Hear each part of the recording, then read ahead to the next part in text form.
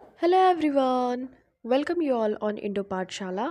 आज हम लोग इस वीडियो में एक मोस्ट इम्पॉर्टेंट टॉपिक का डिस्कशन करने वाले हैं from medieval history and the topic is the Mughal empire. तो इसमें कंप्लीट आपको मुगल एम्पायर की हिस्ट्री देखने को मिलेगी और ये थ्योरी प्लस एमसीक्यू दोनों ही फॉर्मेट में आपको ये देखने को मिलेगा। तो स्टार्ट करते हैं। सबसे पहले देखेंगे कि मुगल एम्पायर को हम गुरकनी एम्पायर के नाम से भी जानते हैं। तो ये आपको नहीं पता होगा तो आपको ये ध्यान में रख लेना है। और ये जो मुगल वर्ड है ना, इसको डिराइव किया गया है फ्रॉम द मंगोल्स। ओके, क्योंकि ये जो मंगोल्स थे वो मंगोलिया में एक ट्राइब रहती थी, नोमैडिक ट्राइब। वहाँ के नेटिव्स हुआ करते थे, तो मंगोलिया से बना मंगोल और मंगोल से बना मुगल। तो चंगेज़ खान नामक एक व्यक्ति था 13th सेंचुरी में। इसने क्या किया कि मंगोल पीपल्स को यूनाइट किया और उसके बाद फाउंडेशन रखा मंगोल एम्पायर का। तो अगर हम बात करें ओरिजिन की, तो सबसे पहले हम बाबर का जो विजय होता है ओवर इब्राहिम लोदी इन पानीपत बैटल, तो वहाँ पे हम देखते हैं उसकी वजह से फिर जो मुगल एम्पायर होता है वो धीरे धीरे इंडिया में स्टैब्लिश होने लगता है। और इसका टाइम ड्यूरेशन 181 ईयर्स तक था, 1526 से लेके 1707। बिकॉज देखिए, जो औरंगजेब है उसकी डेथ हो जाती है 1707 में, तो ये जेनिथ पे पहुंच जाता है, यानी कि जो निचला स्तर होता है, फिर मुगल साम्राज्य का पतन होना स्टार्ट हो जाता है, डिक्लाइन स्टार्टेड, क्योंकि फिर मराठास से उनके फाइट्स वगैरह होते हैं इस वजह से। अब rulers of the Mughal dynasty की बात करें तो देखिए, बाबर सबसे पहले आए थे, जहीरुद्दीन मोहम्मद बाबर। इनका टाइम ड्यूरेशन 1526 से 1530। फिर हुमायूं आए थे, इनका डबल टाइम ड्यूरेशन है, आपको ध्यान में रखना है। फिर अकबर, जलालुद्दीन मोहम्मद अकबर, इनका भी टाइम ड्यूरेशन है ये। फिर सलीम या जहांगीर कहे जाने वाले व्यक्ति 1605 से लेकर 1627 तक। फिर शाहजहां, ये 1628 से 1658, और औरंगजेब ये 1658 टू 1707। तो ये आपको ध्यान में रखना है। अब सबसे पहले हम बाबर की बात करते हैं। तो ये 1526 से 1530 तक के इरा के बीच में थे। Mughal empire was founded by Babur. तो फाउंडर है Babur, a central Asian ruler, और इनका ओरिजिनल नेम था जहीरुद्दीन मोहम्मद। ओके, और ये रिलेटेड थे to Timur, the founder of the Timurid dynasty. Timur के वंशज थे बाबर, और उनके फादर साइड से तैमूर के वंशज थे, और जो उनकी मदर साइड से थे, ठीक है, तो वो चंगेज़ खान के वंशज थे। तो उनकी माँ जो थी, मदर थी, वो चंगेज़ खान के साइड से थी, और पिता थे तैमूर की साइड से। तो इनका दोनों का ही कॉम्बिनेशन देखने को मिलता है बाबर में। अब देखिए, जो मुगल्स थे उनको रेफ़र किया जाता है as Timurids because they are considered descendants of Taimur.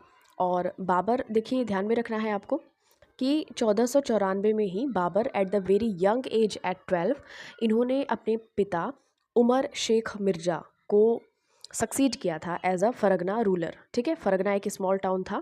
तो ध्यान में रखना है कि 12 साल की उम्र में ही वो गद्दी पर बैठ गए थे बाबर।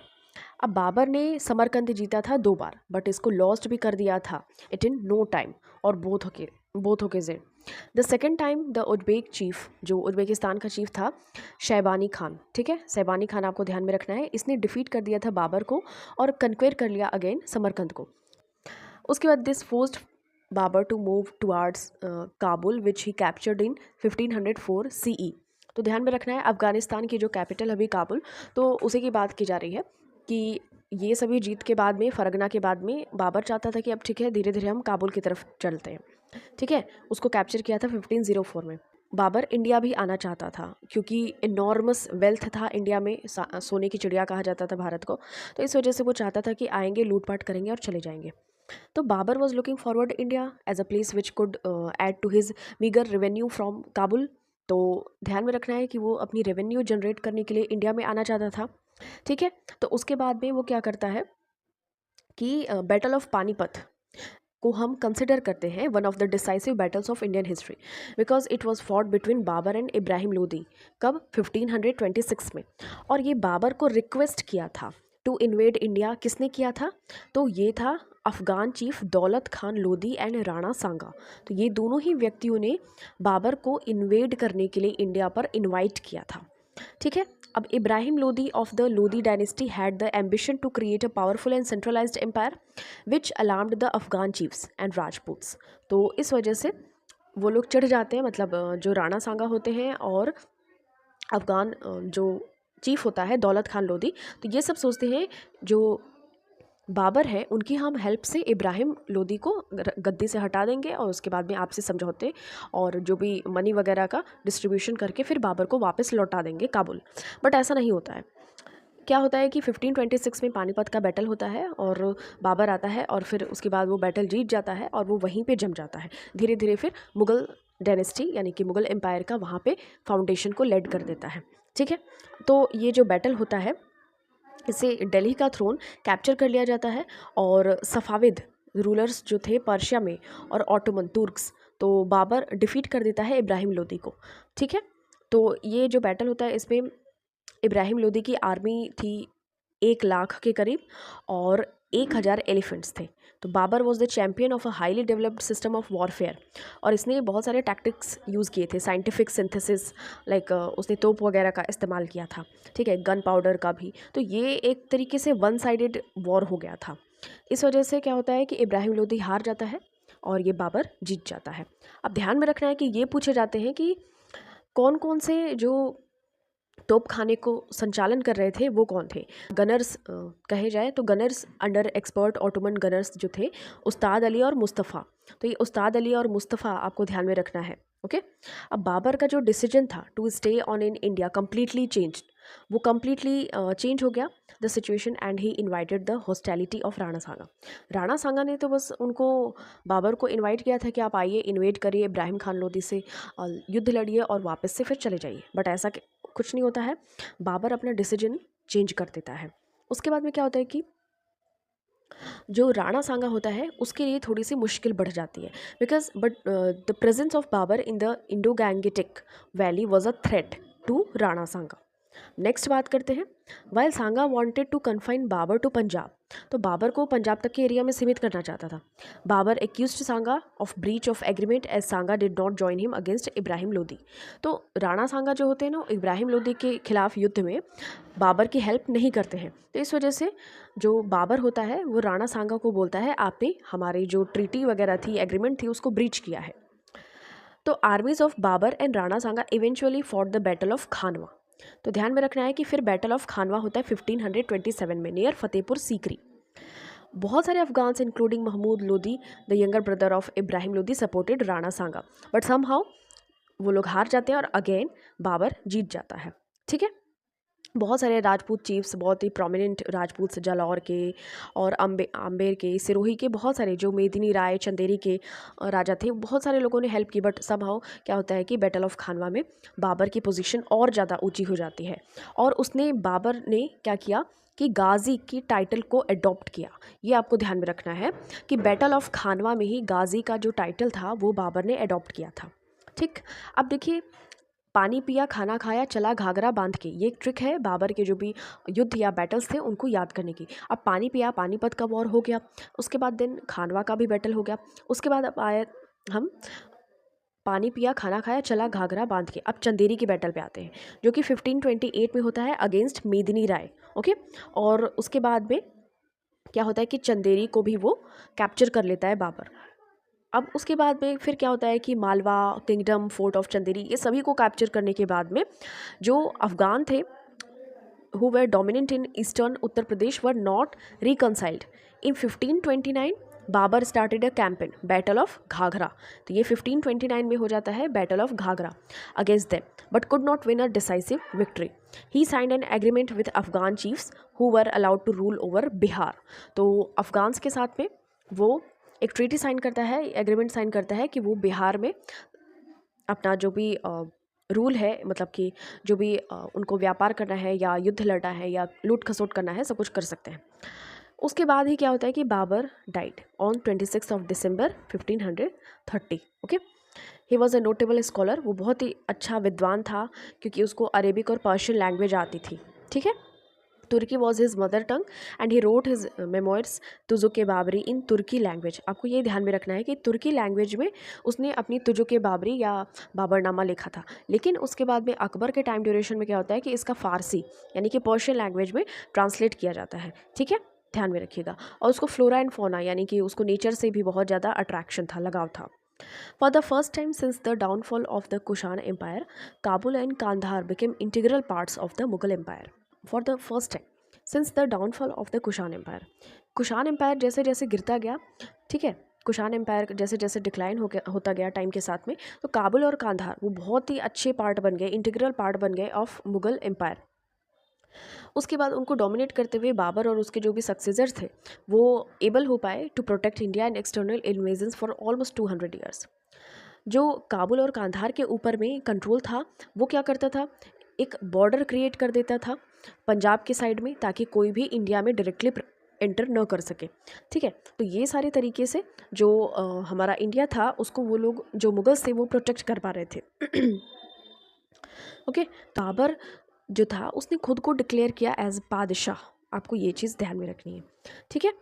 अब नेक्स्ट बात करते हैं हुमायूं की। हुमायूं का टाइम ड्यूरेशन है 1530 टू 1556। ये इसका जन्म हुआ था काबुल में 17 मार्च 1508 को। Humayun succeeded his father Babur to the throne of Agra, ठीक है। आगरा में वो राजा बनता है। उसके बाद में बहुत सारे इनके जीवन में बहुत ही उतार चढ़ाव आते हैं, क्योंकि इनके टाइम ड्यूरेशन में शेर शाह सूरी आ जाते हैं और उसके बाद में इनके बीच में बहुत सारे लड़ाइयाँ होती हैं।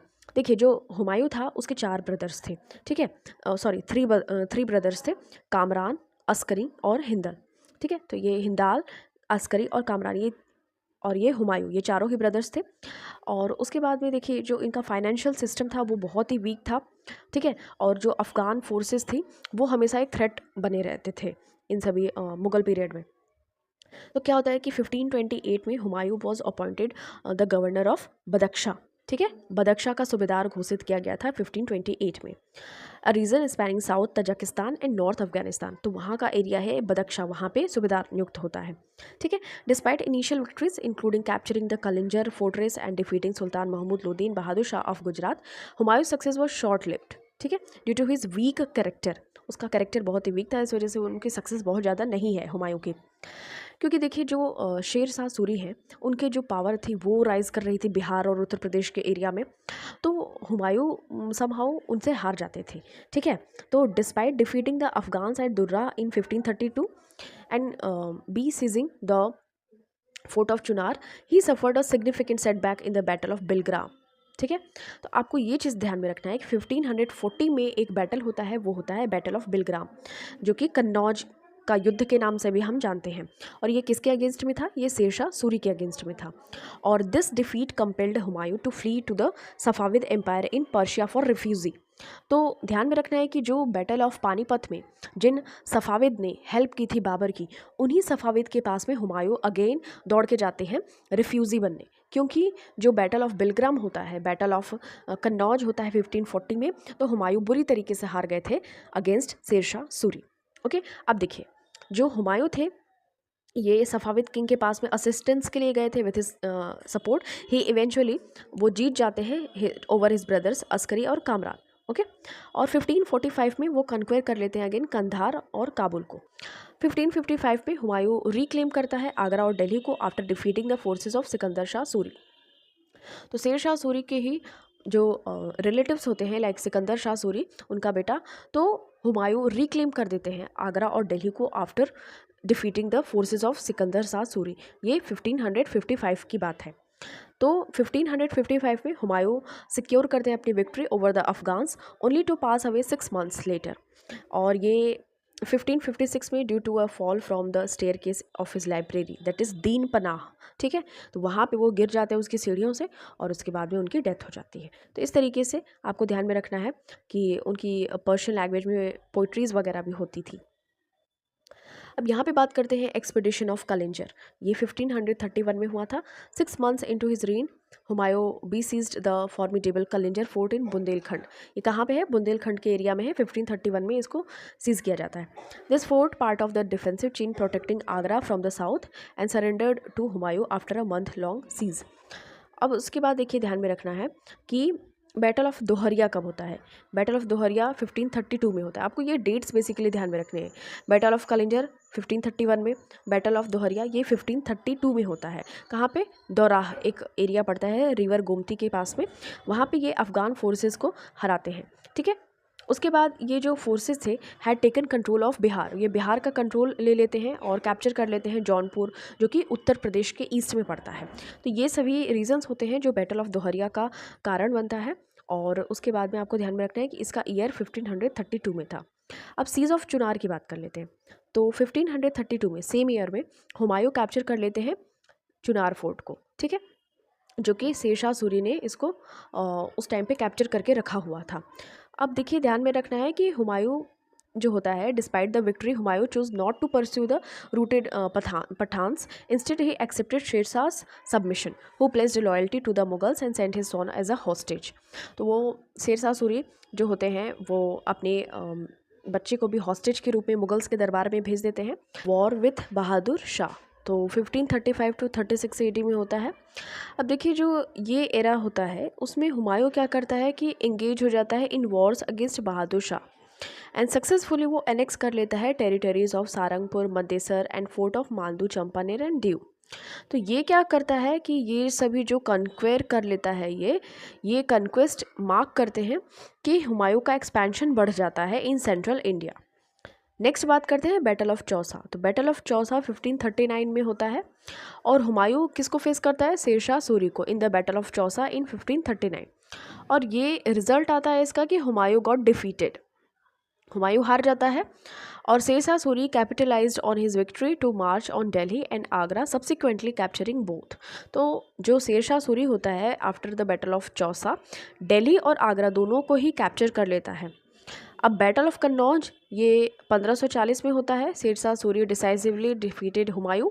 अगेन इसमें हुमायूं हार जाता है और Afghan forces led by Sher Shah effortlessly overpowered Humayun's army, causing significant damage. तो बहुत सारा डैमेज भी वगैरह भी हो जाते हैं। Following this defeat Sher Shah annex the throne of Kannauj. तो कन्नौज का जो थ्रोन होता है वो शेरशाह सूरी एक्वायर कर लेता है।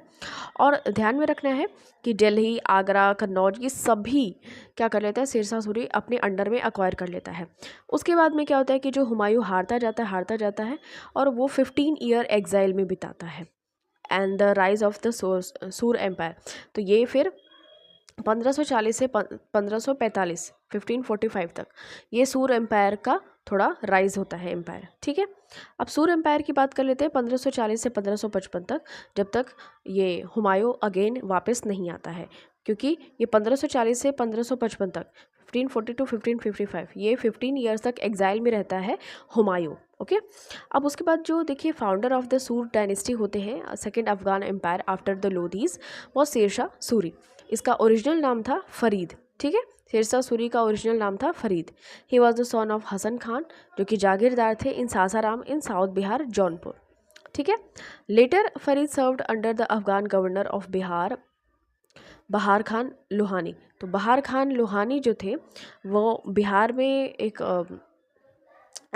जमींदार टाइप के थे और उन्होंने शेरशाह सूरी यानी कि फरीद को टाइटल दिया था of Sher Khan for his bravery as a killed a tiger, ठीक है।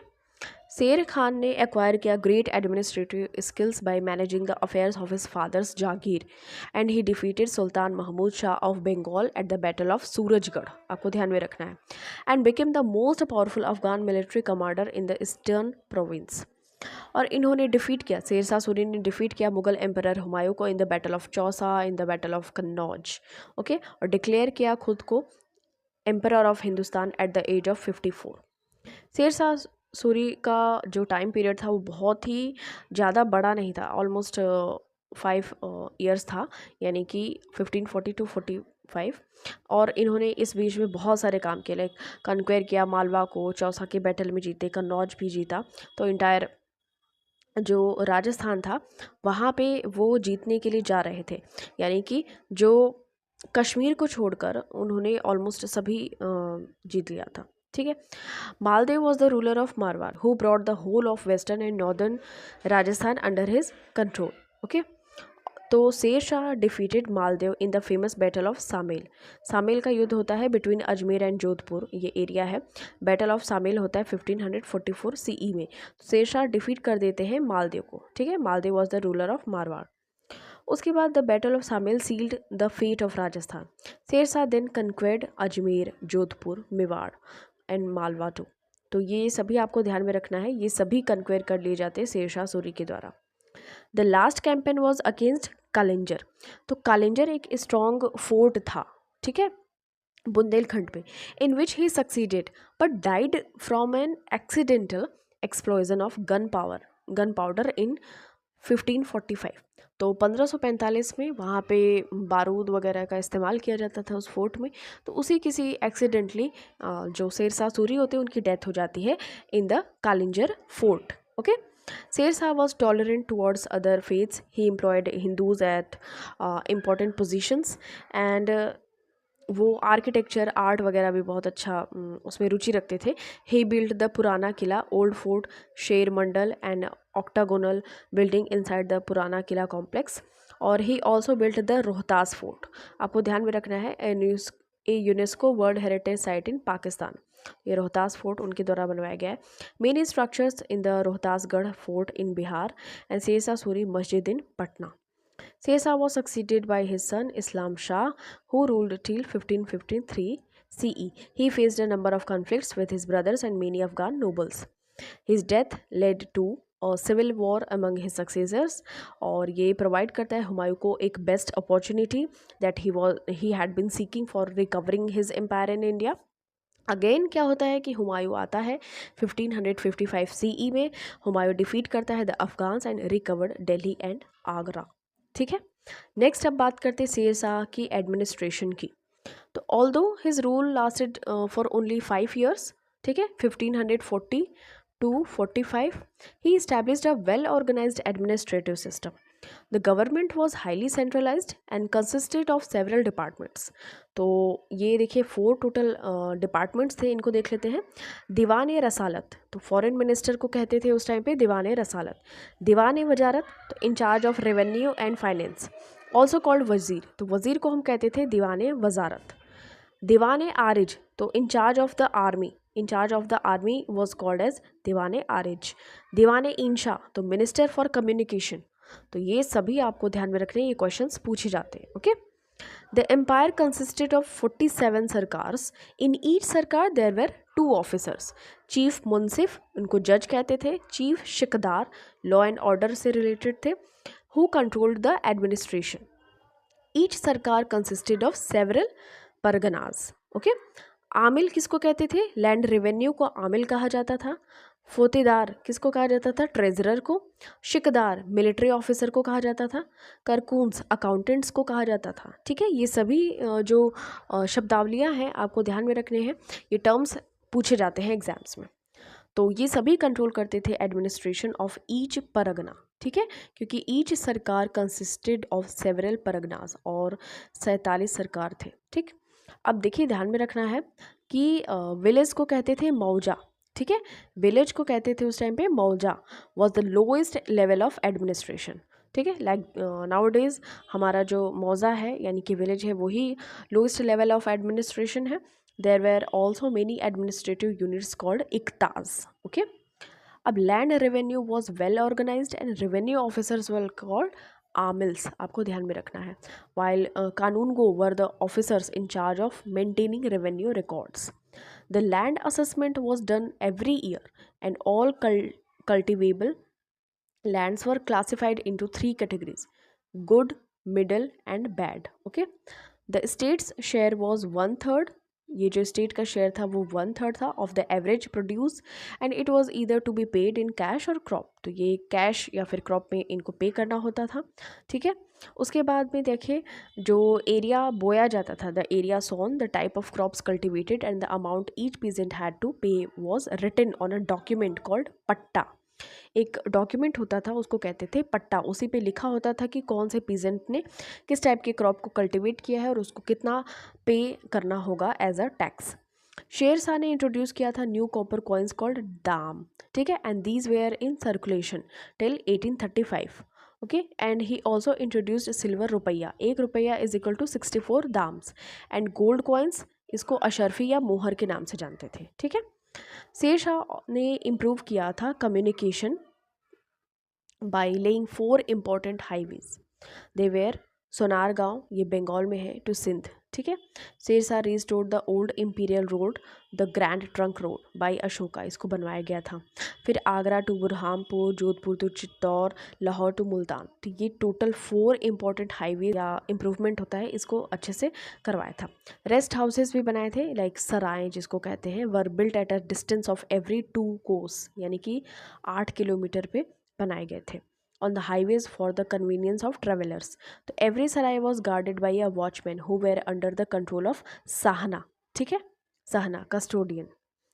His roads and sarais have been called the arteries of the empire. ये आपको ध्यान में रखना है, arteries of the empire कहे जाते थे उनके roads and सराय।